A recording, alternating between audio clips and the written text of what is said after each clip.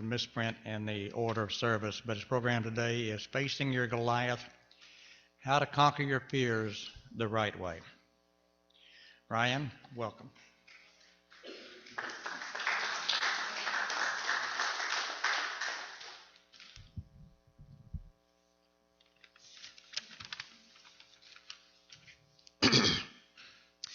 Good morning, y'all. It is good to be back here.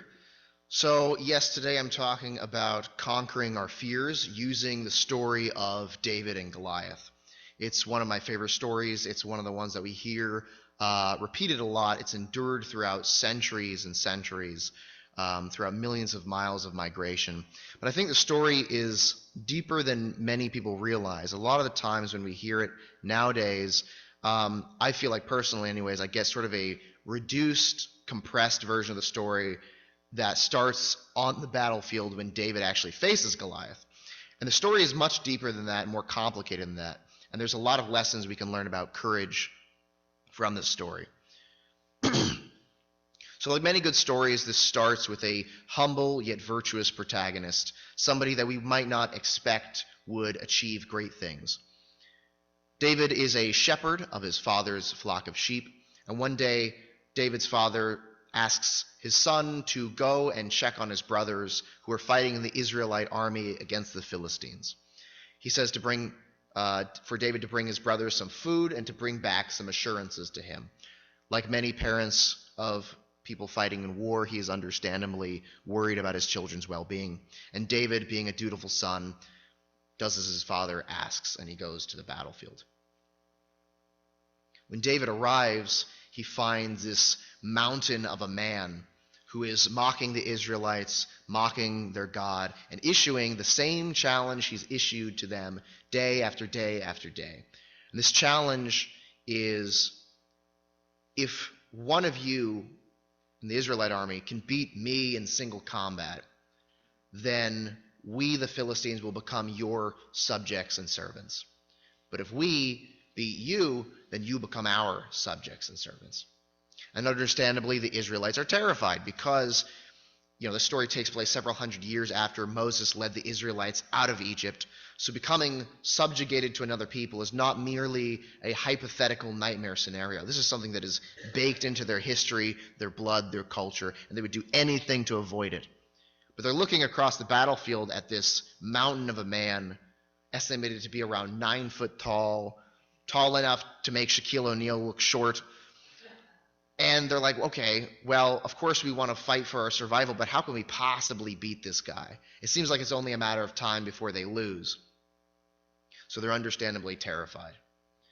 And David sees Goliath issuing this challenge to them, and he asks one of the Israelite soldiers what's going on. The Israelite soldiers tell him this man comes out in defiance of Israel. He's issuing this challenge day after day after day. But if somebody can beat him in single combat, then the king will reward that person very well. He'll give this person riches. He'll give this person his daughter's hand in marriage. And best of all, in my opinion, he and his family will be exempt from taxation. Woohoo! Hallelujah!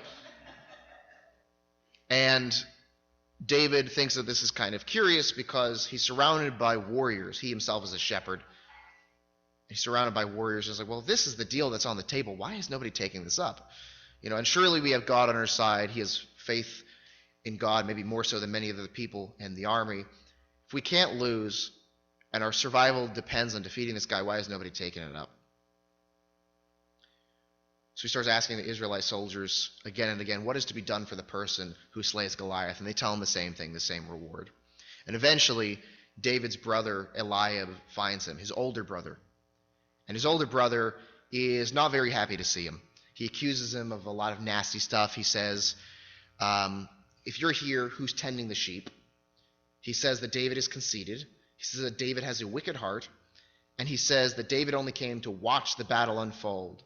So he accuses him of 4 not very nice things. One, basically, he accuses him of being irresponsible. You neglected the flock that you're supposed to take care of. Accuses him of being arrogant, which especially in this culture is considered one of the 7 deadly sins, pride. Accuses him of being conceited, so you have bad intentions, corrupt motivations. And while the rest of us are fighting, you came here to watch it unfold, so you're basically a coward. Which has got to hurt because that's his older brother. Now we know that this is not the real reason why David came to this battlefield, and that's important to realize because we know after the story ends that David does slay Goliath. We know that David is richly rewarded, but that's not the reason he came here. David came here out of love and duty. Why does that matter for our courage? Well, it matters for our courage because the greatest courage is born of love.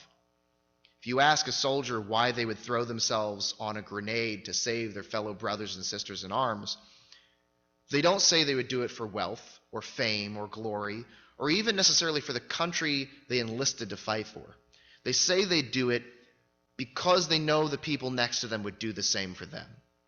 The same thing goes when you ask them, what is it that keeps you fighting when you're in the trenches, literally or figuratively? There are bombs blowing up everywhere, shrapnel everywhere, bullets flying inches from your face. What keeps you fighting? What are you fighting for?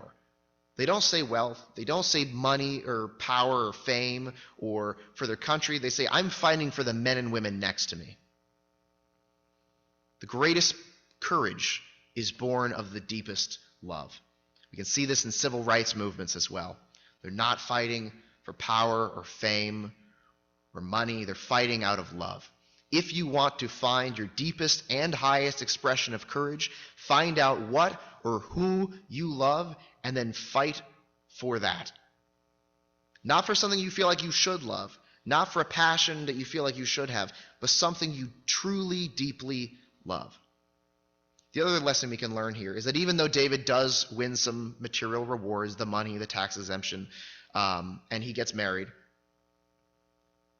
it's important for you to pursue a worthy goal. We could overcome a fear that we're not really invested in. Like maybe you're afraid of heights. Most people are afraid of heights. I think that's a fairly sensible fear to have. Heights can kill you. People are also afraid of, let's say, public speaking. Understandably, public speaking is it's a weird thing. Like you don't really encounter that in the natural environment. So let's say you're a scientist who has done decades of research and you've uncovered something incredible, but you're terrified of public speaking. But you want to share your findings with the rest of the world, and it's going to make the world a better place. Well, you could allow your fear of public speaking to get in the way, and somebody else then becomes the face of your ideas. Even if they give you credit, they become the face of your ideas. Or you could say, I want to overcome my fear of public speaking to share this great news I've uncovered with the world. Well, how useful would it be to try to overcome that fear of public speaking by overcoming your fear of heights? Yes, it's a fear, but it's not in the right direction. One of the best ways that we can overcome our fears is to pursue goals that are meaningful to us, worthy goals. And a worthy goal is something that makes the world a better place and maybe us a better person as well. And of course, David's goal is very worthy. He's going to fight Goliath for the survival of his people. After all, for the Philistines who are mocking them and their God and their culture, it's not like the Israelite culture is going to endure in any meaningful way if the Philistines make the Israelites their subject. So he's fighting against essentially an existential threat here. Many of us will probably not fight for something with stakes that high, but we can fight for something that is still meaningful. We do this even in sort of a miniature when we go out and vote. Again, early voting starts soon, and this is what we're doing. We're fighting for our values, goals that we think are worthy. So find a worthy goal, one that you have to push through fear to conquer, and fight for it for a worthy reason. Okay, so back to the story. David's brother Eliab doubts what's inside him. David is not deterred. He decides to keep asking the soldiers questions. And eventually this causes him enough of a stir that King Saul asks for David to come to his tent. No sooner does David enter the tent than he tells King Saul, "Let me, your servant, go and kill Goliath for the Israelites, for God. Let me go and do this." And the highest figure of authority in David's world takes one look at him and he says, "No," which has got to hurt. And what I like about this scenario is if you take David's older brother Eliab and you take King Saul, you have the two forms of doubt that you will encounter in pursuit of your worthy goals. You have doubt about what's inside you, and you have doubt about what is outside of you, so to speak, right? Doubt about your motivations, your sense of responsibility, courage, all that. And then you have the highest person in the land saying what many people are told when they want to accomplish something great. You know, I don't doubt what's inside you, but you're not experienced. You're young. What chance do you really have? How does this relate to our courage? Well, of course, we have to push through that. But let's say, as I notice that many people here are artists in one way or another, you will encounter plenty of King Sauls in your world. Figures of authority who say, look, I don't doubt that you want to be a great artist, a great writer, a great musician, a great political advocate, whatever it is, but you simply don't have the experience. You're not good enough. Now, I love what David says next, because David has faith and he has courage, but that's not what he says next. What he says next, essentially, is, when I've been a shepherd and lions and bears have come to drag away the sheep, I have chased after them, I have pursued them, I have beat them with my stick and rescued the sheep from their mouths, and then when the animal has turned on me, I've grabbed it by the hair and beat it and won. Now, I love a couple things about this, because what David is essentially saying is, I can defeat Goliath because, in a metaphorical sense, I've already done it before. Here you have this massive beast of a man who seems unconquerable, seems unbeatable by a group of people maybe, much less one person. And David is saying, well, I've done that before because I've taken on beasts far bigger and faster and stronger than me, one-on-one, and I've won. And he's done it in a beautiful literary parallel, because he's saying, you know, I've done it for his biological father's flock, and he's doing it now for his flock, that is his tribe, the Israelites, and he's doing it now for the Father, for God. And so he's saying, essentially, I can do this because I've sort of already done it before. And this is a great way to bolster your courage in moments where you don't feel very courageous. You remind yourself and other people of the ways that you have been victorious in the past. There's even something called priming yourself to feel powerful. Before you go out and you do something that terrifies you, instead of thinking of all the ways you can go wrong, you remind yourself of all the ways that you've done something well in the past. This can be things ideally related to what you're trying to accomplish, but also just things that you've accomplished well in the past, victories you've accomplished. Remind yourself of this. Remind the people who hold the keys to your goals of this. Nobody starts out as a great literary figure or a great musician or a great leader. Nobody's born leading the nation or their people.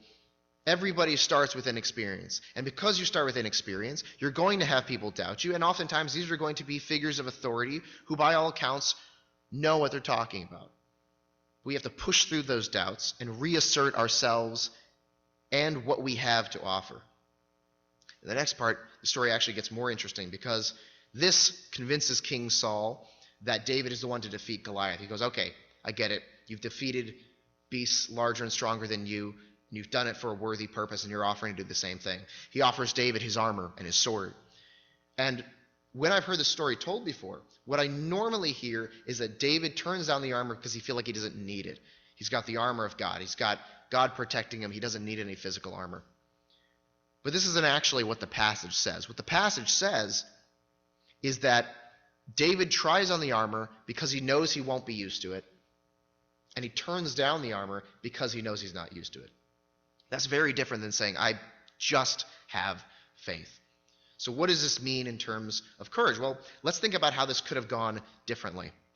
David could have been so enthralled by the prospect of wearing the king's armor, much less wearing the king's armor in front of the entire Israelite army, including his brother who doubted him, that he didn't even think about whether it was right for him or not. He just put it on, got out to the battlefield, realized, this doesn't actually work for me. I don't know how to move in this stuff. Goliath kills him, the Israelites lose, there goes their culture, game over. That's not what happened, thankfully.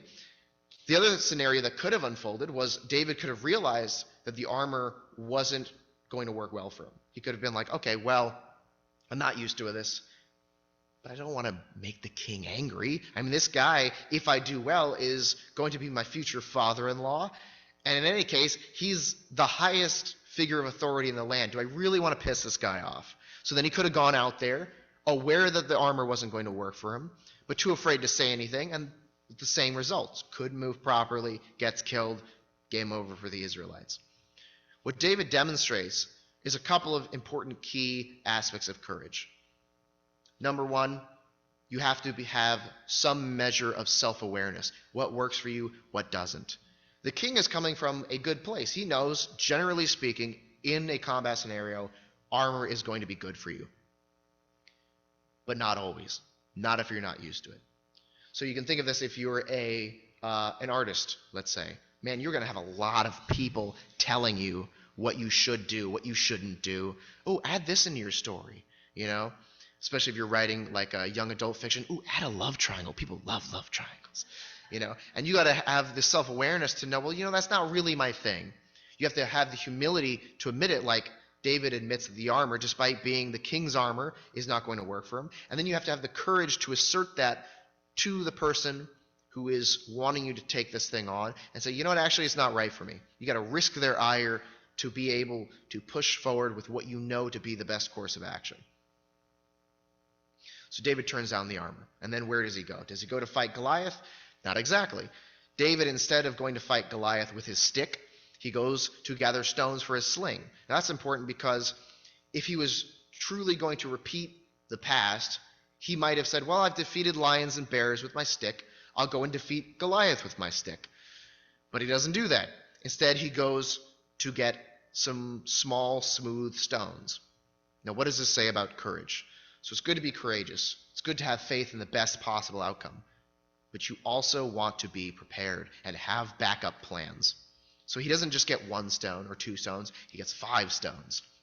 This to me is interesting because if David had only faith and courage, but no intellect, he probably would have just gotten 1 stone, because that would be all he needed. 1 stone, guided by God, that'll do the trick. And of course, as we know, in hindsight, that is what happens. 1 stone is all it takes. But he's not willing to bet his life and the existence of the Israelites on 1 stone. He gets multiple stones. You know, I remember I was doing a presentation recently with somebody who we went to this facility that we weren't used to, and she had this gigantic leather briefcase, and I thought I'd have all these documents in it. It was full of electrical cords.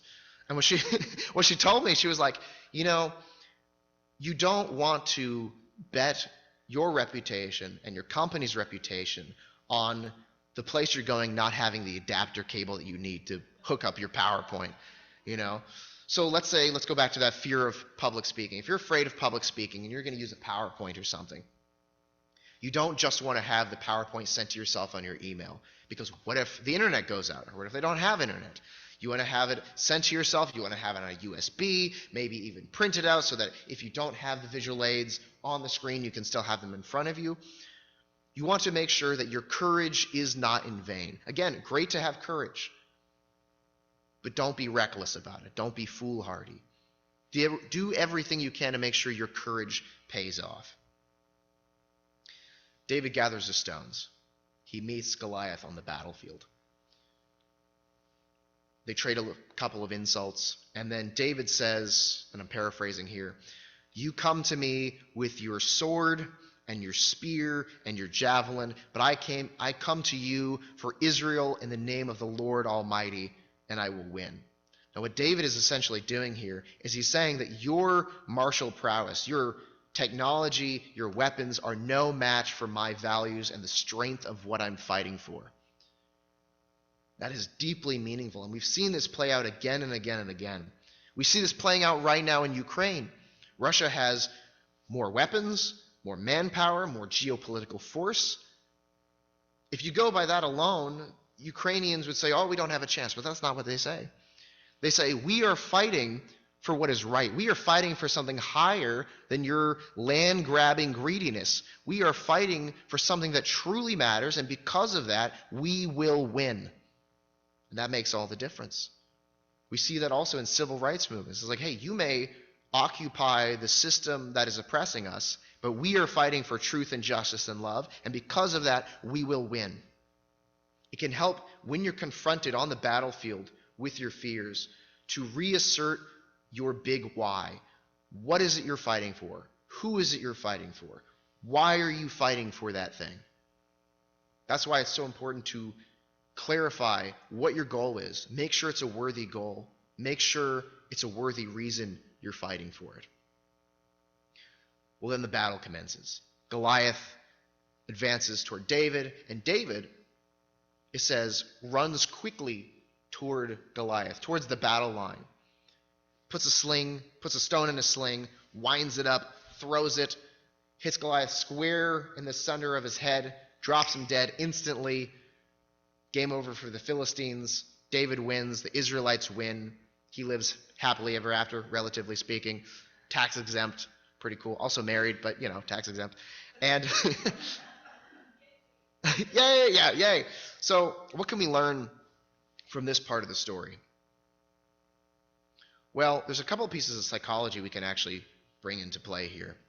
One is the interesting fact that David advances towards Goliath when, technically speaking, he doesn't have to. He's got the ranged weapon. It's not like he has to run towards Goliath. And if you think about it, him running towards Goliath actually shortens the distance between them and gives him a bit of a disadvantage, because all he has to do is wait for Goliath to come to him. But that's not what he does. He runs toward Goliath. So it turns out that if we want to overcome our fears, psychology tells us that we have to move towards them, not away from them. And if we can help it, not just standing still. Standing still is better than running away, but moving towards them is the ultimate victory. We can think of our fears like a vicious dog. If the dog is barking and snarling at us and we run away, what does the dog do? It chases you. Yeah, it chases you. And this is what your fears do. They'll chase you. What does this mean that they chase you? Well, it means that if you run away from your fears, your brain essentially says, if our fears weren't as terrifying as we think they are, we wouldn't be running away. But we are running away. Therefore, they are as terrifying as we think they are, maybe more, so we should keep avoiding them. The opposite is true if we move towards our fears. This is the basis of exposure therapy. You expose somebody in small yet increasing increments to something that they're afraid of, and gradually they will overcome that fear. The key, though, is it has to be voluntary. Okay? So if you're afraid of snakes, it's not going to cure your fear of snakes if I just whip out a snake from under the pulpit and throw it at you and go, fix your fear, snake. It also isn't going to help if I have a snake staying put, but I bodily drag you towards a snake. So you're moving towards it, but not by your own volition. We actually have research to show that will make people much, much, much, much more afraid of their object of fear. So you have to move towards it. And I think this is partially why David advances toward the battle line, even though he doesn't have to. This is why in movies, usually towards the crescendo of a battle, you'll see the two sides charging at each other, even if it doesn't make sense tactically speaking. That's usually bothered me when I see a movie. I'm like, you had the defensive position. What are you doing? Usually it's a metaphor for them facing unstoppable odds head on, moving towards their fears. And it turns out the psychological literature can back this up. That does help you overcome your fears. But again, small increments. If you're afraid of public speaking and you've never spoken in front of an audience before, maybe don't do it in front of 10,000 people to start. Not a good idea. The other thing this teaches us about our goals is to have faith. Now, I haven't talked about faith so far because I want to talk mostly about courage and the intellect and the planning and humility that has to accompany courage. But faith is an important part of David's victory. And it's important in our own lives when it comes to overcoming our fears. What are the odds that we will feel motivated to overcome our fears if we don't have faith in ourselves, if we don't have faith that the best possible outcome awaits us? Well, it turns out there's some psychological literature on this. There's something called the expectancy theory of motivation. What this essentially says, and it's sort of in academic-y terms, but I'll break it down, is that we are more motivated to pursue our goals and overcome our fears if we believe our efforts will lead to good performance, and that performance will lead to an outcome we value. Okay, what does this mean? Well, how motivated do you think you'll be to pursue your goal and overcome the fear that's standing in the way if you think your efforts will be in vain? Not very motivated. You have to believe that the best possible outcome awaits you. That doesn't mean you don't prepare. It doesn't mean that you don't practice. It doesn't mean that you don't gather a social support system who will literally encourage you to go forth and do what you want to do. But it does mean that if you want to motivate yourself, you do have to expect the best. If you expect that it won't matter, that your efforts won't lead to a good performance, or it'll lead to a good performance, but it won't lead to a valuable outcome, you won't do it. So maybe you say, well, I'm going to publish a book. If you think, well, I'm going to write a book, and I want to write a book, but I don't feel like my writing the book will lead to a good quality book. Do you think you're going to feel very motivated? Probably not. If you think that writing the book, your efforts will lead to a good book, but nobody's going to care about it, nobody's going to like it, nobody's going to read it, or worse, they'll criticize it, how motivated do you think you are? Not very motivated. Have faith in yourself. Have faith in the process. To some extent, every time we try something new, we require faith to continue moving forward. Every time we throw ourselves out of our comfort zone into something we've never done before, we have no real factual basis to say, I can do this, because we've never done it before. There's no part of our past that lends itself to our future victory. So faith is essential. Of course, David ends up winning. How does he win? And what can we learn from his victory? Well, first of all, choose a worthy goal. Something worth fighting for. Something that makes the world a better place. Something that makes you a better person. A goal that you genuinely, truly care about. Do it for the right reasons. For truth and love, those are some of the best reasons. Overcome other people's doubts about you by reasserting your worthiness. Eliab doubts what's inside David. King Saul doubts his abilities. You can overcome those things, well, through a variety of methods. You can do mindfulness meditation. You can do cognitive behavioral therapy. You can talk to people you love who see the light in you better than you maybe see it in yourself. You can assert your past victories and why those things will help you accomplish your current goal. You can have self-awareness of what you need in every moment to overcome your fear. The world, especially now that we have the internet and social media, is full of people telling you, oh, you know what you should do, you know what you need to do, you know what you have to do. Everybody is acting on social media anyways, like they have the magic pill to cure all your ills. You have to know, even if it works for the highest figure of authority in the land, the king, so to speak, you have to know if it's going to work for you. You have to have the humility to accept what you find there, whether it does or doesn't, and the courage to assert it in the face of authority figures telling you, no, I don't think so. You have to prepare yourself. Preparation cuts down on fear because it cuts down on uncertainty.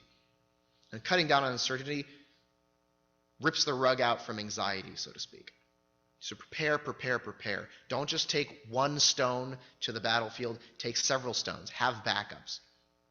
Reassert what you are fighting for, who you're fighting for, your worthy goal and why it's worthy in the face of your fear. And finally, have faith in the best possible outcome awaiting you and move toward, not away from your goals. Thank you.